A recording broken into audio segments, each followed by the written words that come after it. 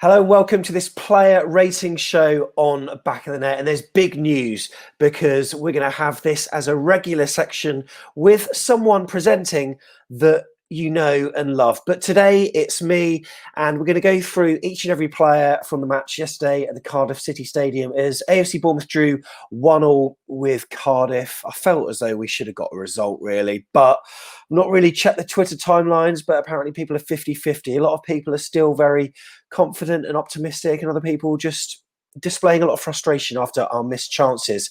But we're going to go through every single player, and the person to help me do that, and check out the graphics, by the way,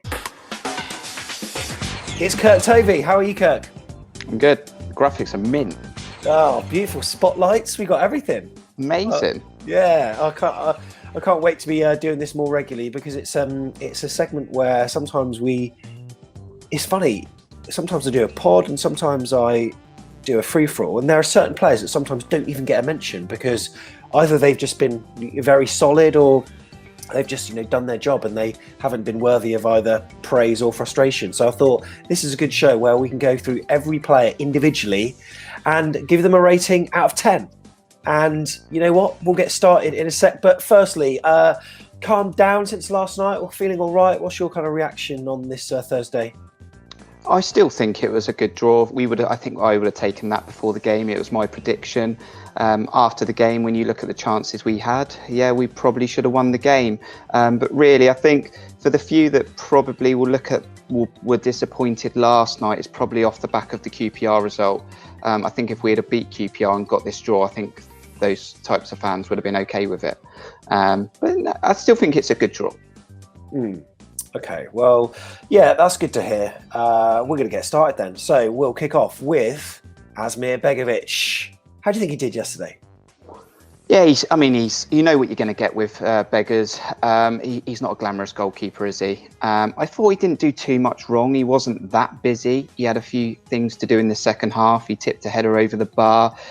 Ultimately, when we were 1-0 up, you thought there was going to be a big chance for them at some point, and it did land to Harry Wilson, and they did score from it. So I'm probably going to be a bit harsh here, but I'm going to give him a 6. The goalkeeping, like we said last night, playing out from the back is really frustrating. Probably not all his fault. He's being told to do it, but a 6. Some might think that's a bit harsh. But I think it's I think that's pretty much spot on. I must admit, to his credit this season, it doesn't feel like we've missed Ramsdale. And that, I think, is, credit to him for a player that looked under Eddie like he just wasn't even in the equation whatsoever. He got sent out on loan, etc. But yeah, under Jason Tindall seems to be thriving, and yeah, he seems to be our number one and is doing well in that position. So I think I broadly agree with that. So that's ASMIR Begovic. We are giving a 6-2. Okay, so where do you want to go next then? I think an easy one, Rico. Okay, Diego Rico then. Thought he had a good game yesterday. I was quite impressed by him, and he seems to be taking to that position pretty well. What were your thoughts? Yeah, actually, the first 5 minutes he gave the ball away a few times, and I thought, "Oh, come on, Rico, you've been on your game." But I think everyone was quite poor for the first 15. So, he after the first 5 minutes, he settled down and he was okay. The good thing I'm liking is he's becoming like a versatile player for us now. Probably only ever been a left back in his career. When the team's fully fit, I want to see him in Smith's role, if I'm being honest. But it's nice to know that he can slot in if Kelly picks up these injuries. He's up there for me with a few players as we go through the team that's for man of the match yesterday. I'm going to give him an 8. He didn't really do that much wrong, and he's still learning that role. So he is going to make mistakes, and he is going to make decisions that are not going to be the correct decisions. But he's improving in a role that he's probably never played before. Yeah, I must admit, I'm really impressed by what he's doing there, and he's still getting up the pitch as well. And he got into a number of positions yesterday where he could cross the ball into the box and just whip it in. And we know how good his delivery is. And ultimately, if we're going to use that left foot to the best possible potential, surely he does ultimately need to play in that Adam Smith role, because you feel as though he's going to get less chances playing left of the 3 at centre back. than he would playing on that side where he can get up and down. We know he's got the energy. He's got the engine, to do that as well. Tracks back, makes good tackles. I would prefer to see him there, to be honest. But in this position, fair enough. So an 8 for Diego Rico. I think you're probably about right there. You look as though you're going to add something about Diego. Yeah, I was just going to say, when you mentioned the crossing, actually, that's probably an area he could work on at times. I think when we're in actual gameplay and he whips those balls in, it's different. I thought last night there was a few times from set pieces where he just sort of hung the ball in the air for the goalkeeper to catch, and Smithies is quite a good goalkeeper through catching. So there was a few frustrations there from corners. I'd prefer him to just whip him, but he sort of hang-timed the balls a few times. So, but I still want to see him on that left side whipping them in, as you say. And was he your man of the match yesterday? Well, I think we'll come to that at the end. But that's why I've given him an 8, because there might be a few. Oh, okay, interesting. Let's go across to Steve Cook then. Fairly solid yesterday. Yeah, I thought he was solid. Steve Cook's sort of getting back to his old self. I thought he struggled last year. He had an in-off season. But he looks comfortable in the Championship, and he done brilliant yesterday. There's nothing I can really fault him for. He was quite solid. He commands. He's our captain. He's a leader. But he's not going to get man of the match for me, so I'm going to give him a 7. But he didn't do anything wrong. 7 for Steve Cook, and I think I'm broadly in agreement with that. Made a couple of good challenges at times, and just stuck a toe in when one of the Cardiff attackers was running through, and just fairly solid. But he didn't do anything particularly special yesterday. But he was Steve Cook, so can't be bad. That's the 7 then. So alongside him, Chris Mepham. Yeah, this is a tough one, because I think he's still trying to work himself back into the team from a difficult injury season last year. I thought he did all right last night, but he did give the ball away for the goal. So I'm going to give him a 6. I was surprised that he actually started because of his injury problems, and the game's coming thick and fast. I thought he was going to get rested. Now, it might have been too soon for Carter Vickers, but maybe Namdi could have played in there. But I was surprised he played. I thought he might have rested him for Watford. But again, didn't do too much wrong. He's pretty solid. I think you get that with Meps. I think he is going to give the ball away every now and again. He is going to get himself out of position. He's not the finished article. But he started okay this season, but a 6. Yeah, I think I'm in agreement with that. Now, let's go to the right-hand side then and do Jack Stacey, because, I think he's brilliant getting forward, but he's got some criticisms in terms of, trying to get back. I think that he was underutilised in an attacking sense yesterday, when the ball could have been pinged out to him a lot earlier than what it was on occasions. And there were times where he got the ball so late that he couldn't really have a shot because the defenders were there to close it down and be in between him and the goalkeeper. So he ended up squaring it, albeit that did provide a number of our big chances. But I feel he's a good player. But yesterday, how do you think he did against Cardiff? I actually thought he had a really good game. I can't really argue with the comment around his defending. Again, I don't think he's 100% great going backwards. However, Smith's never always been great. Francis was probably a little bit better in his heyday when he had Matt Ritchie down the side with him. But from a progression point of view, I think Stacey's coming on really well, and he is going to be a big player for us. He's going to do more for us going forward. He really does like to bomb on that right wing. He is going to create chances. He scored against Blackburn. So I thought he had a good game yesterday. I'm going to give him an 8. I thought he assisted the goal. He had a few chances in the second half where, like you said, straight after kickoff, maybe he could have had a shot or he tried to square it. But he's got the passion, he's got the drive, he's going to make mistakes. But for yesterday, I give him an 8. 8. Interesting. Okay, on the other side then, Adam Smith.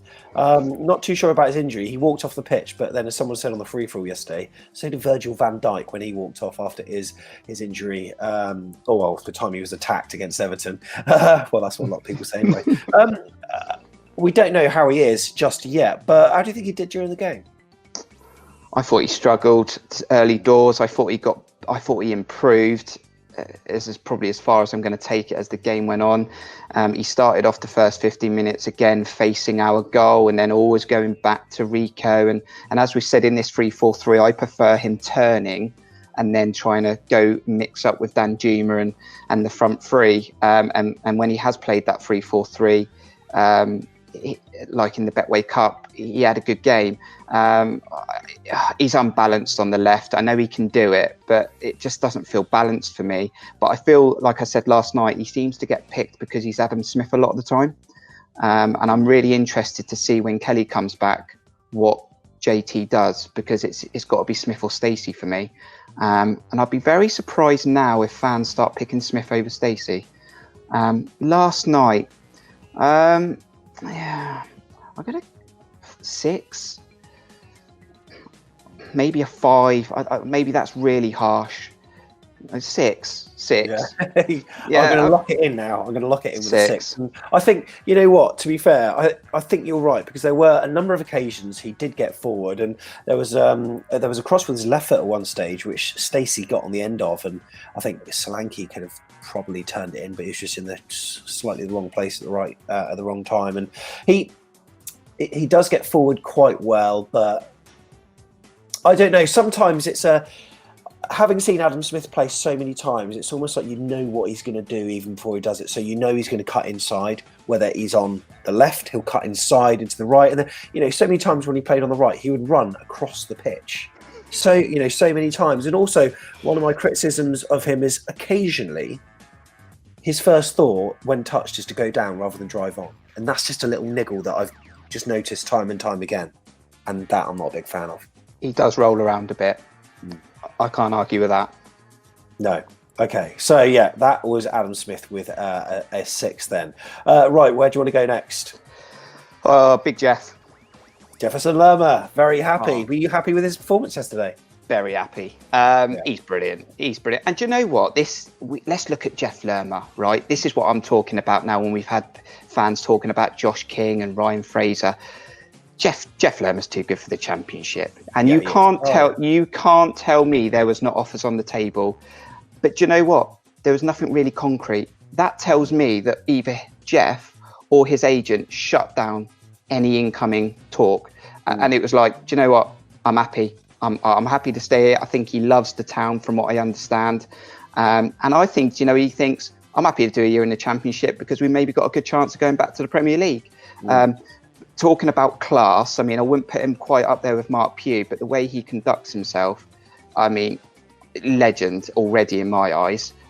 You know, not a complete Bournemouth legend, but and then on the pitch, he's become a dynamic player now. He's not just he's not just this win the ball, you know, that Eddie brought him in for, is to, you know, have that player in the middle that could break down the game and then start the attacks. He's now becoming part of the attack.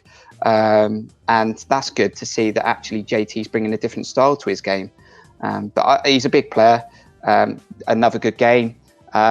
8. What a pass. What a pass. Exactly. And that's, you know what, I remember, I think we played Man United at home and Lewis Cook did a pass. I mean, it was a bit different because Lewis Cook was almost running back, but he played this ball that split the left centre-back and the left-back against Man United and put someone in, I can't remember who it was, incredible ball. And it was very similar what, you know, Jeff Lerma did. And he played in Stacey and that created the goal. And that showed a dynamic side to his game, as you said, that I've not seen in a long time. Because usually it's just the basics that you think he just does really well. He's a powerhouse. He'll put in tough tackles. He wins the ball. He holds the ball up. He's very strong on the ball. But this showed a different edge to him. And I'm liking the fact that he's being utilised in this position. And, you know, as part of a 3, he seems to push forward. But even yesterday, that driving run in the second half probably overran it. Should have maybe got it out to the left flank a little bit quicker. But we won the free kick from it, which Junior Stanislas hit the bar from. So I thought he was really good. And I think your 8 is absolutely spot on. Jeff Lerma with a big 8 there as well. And yeah, I think that's pretty sound. Now, he played alongside Dan Gosling yesterday. You know, we said on the free-for-all, good game, bad game, good game, bad game. It was a bad game against QPR. Was this a good game? Yeah, I thought he was brilliant again. You know, people are going to think we won this match the way I'm player rating at the moment.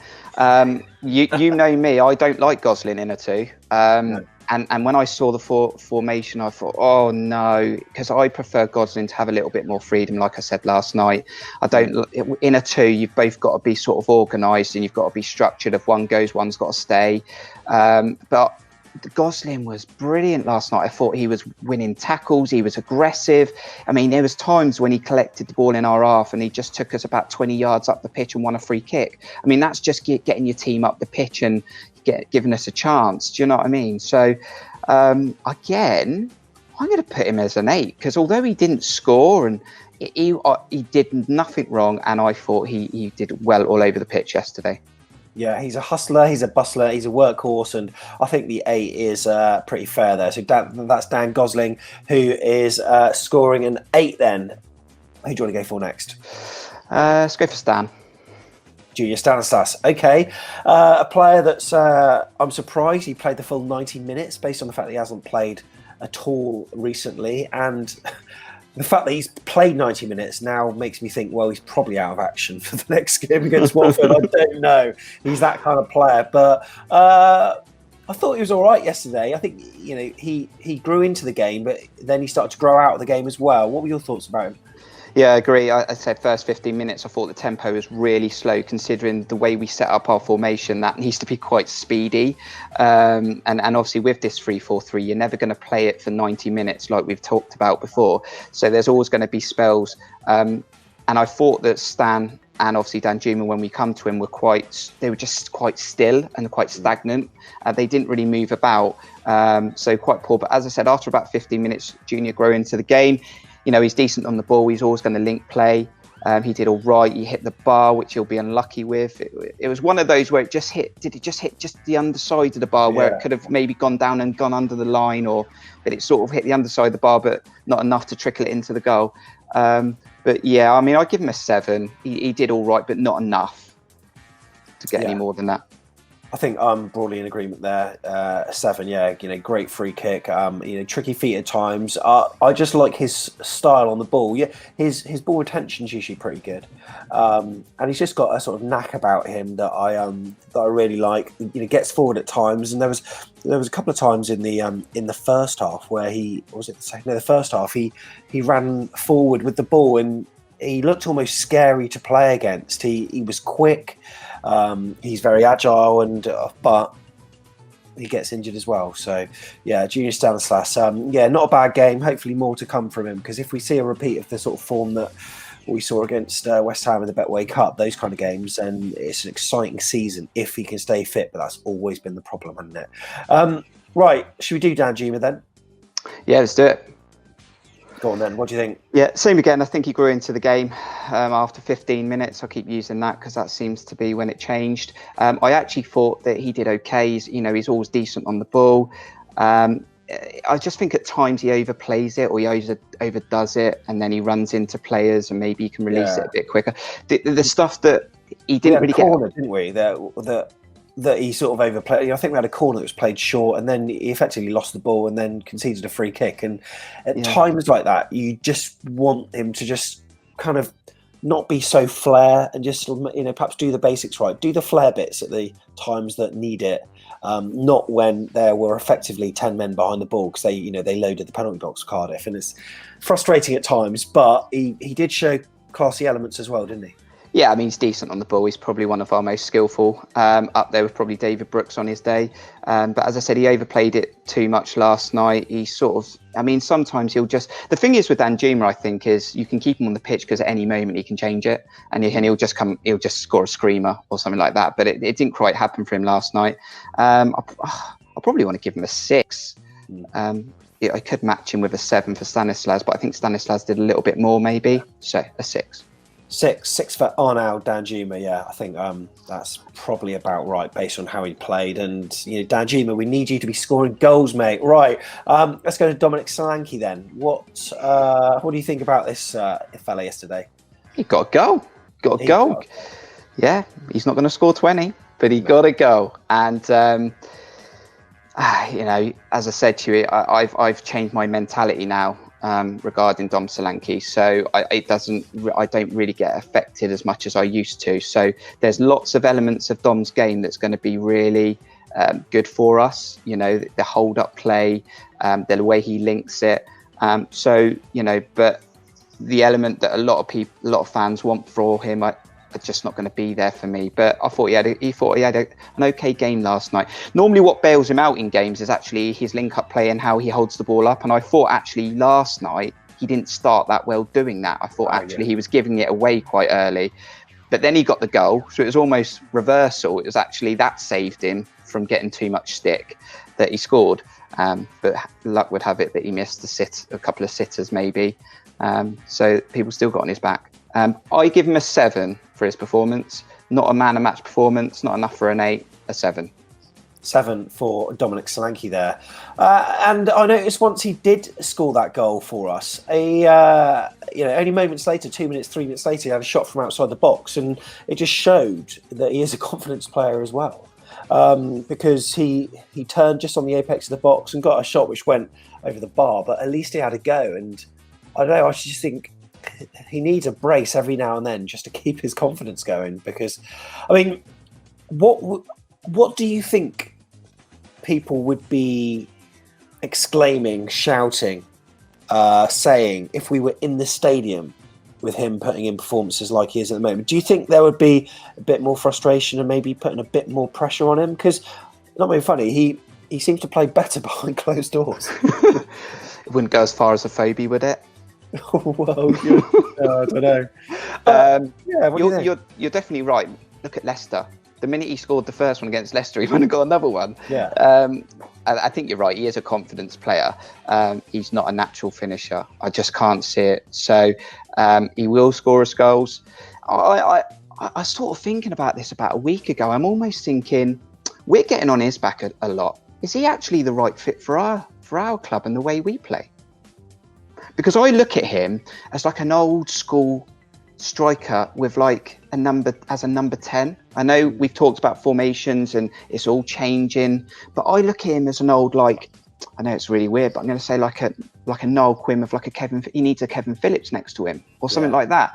Do you know what I mean? I wonder if the club is really going to be the right fit, whether it's the other way around. It's not really all him. Maybe we're just not going to be the right fit, but I want it to work for him. You know, I've not got anything personally against him. I just think the formation might not be what the player he is. Yeah, fair enough. Now, in terms of these player ratings, do you think we should only sort of do the players that got a considerable amount of minutes? I mean, Jack Simpson came on at the very end, so I think it's very difficult to really score him. But Rodrigo Riquelme got 10 minutes or so. He came on after 84 minutes, replacing Danjuma on that left side, and he looked eager, he looked tentative, he wanted to get on the ball. What can you say about what he did yesterday? Yeah, it's hard to judge in 9 and a bit minutes, I think it was. But he was very good with the ball. He reminded me of Danjuma when I first saw him in the Vitality Stadium. And I thought, you know what, Danjuma's got nifty little feet. And Riquelme seems to have that as well. He seems like he's got good control of the ball and he's happy to move it left to right.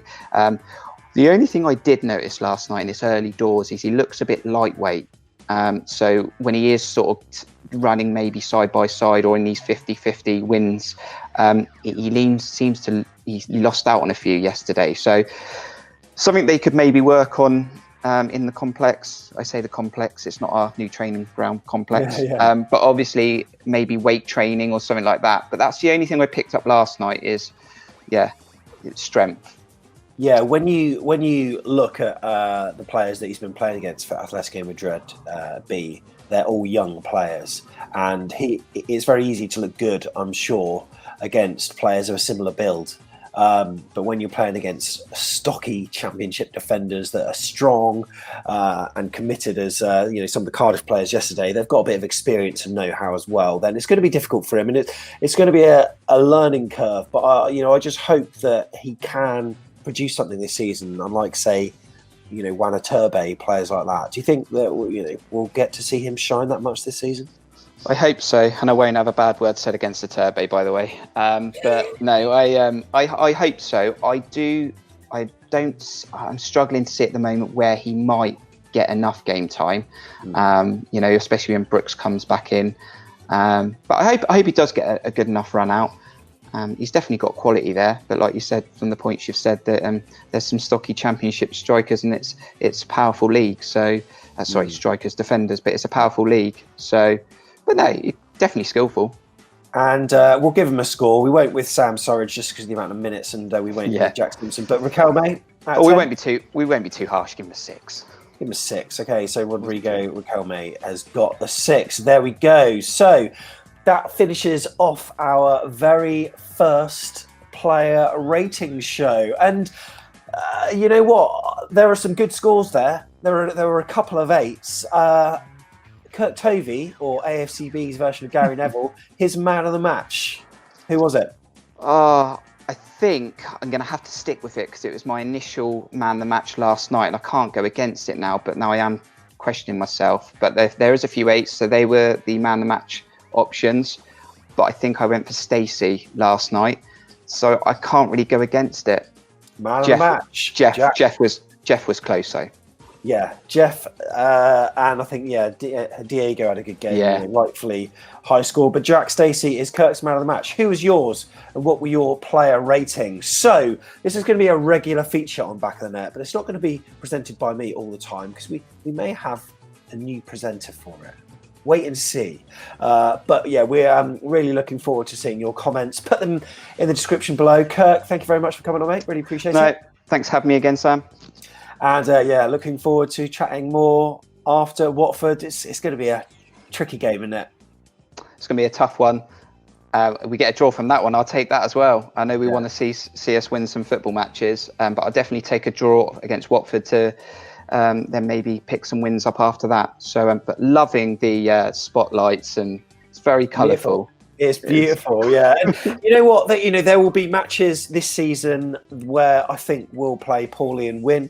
There'll be matches like Cardiff where we dominate and don't win. And, arguably the Blackburn match we got over the line, we weren't particularly great. Norwich, I didn't think we were brilliant. We got into it the more the game went on. So I think these things will hopefully even out. Just need to be more clinical. If we're creating chances, we need to take them. Our conversion rate yesterday was pretty poor, but I'm sure a lot of improvement on the training ground to do. Yeah, cheers, Kirk. Thank you very much, mate. Thank you. Up the cherries. Up the cherries, and we'll see you in the next video. See you soon.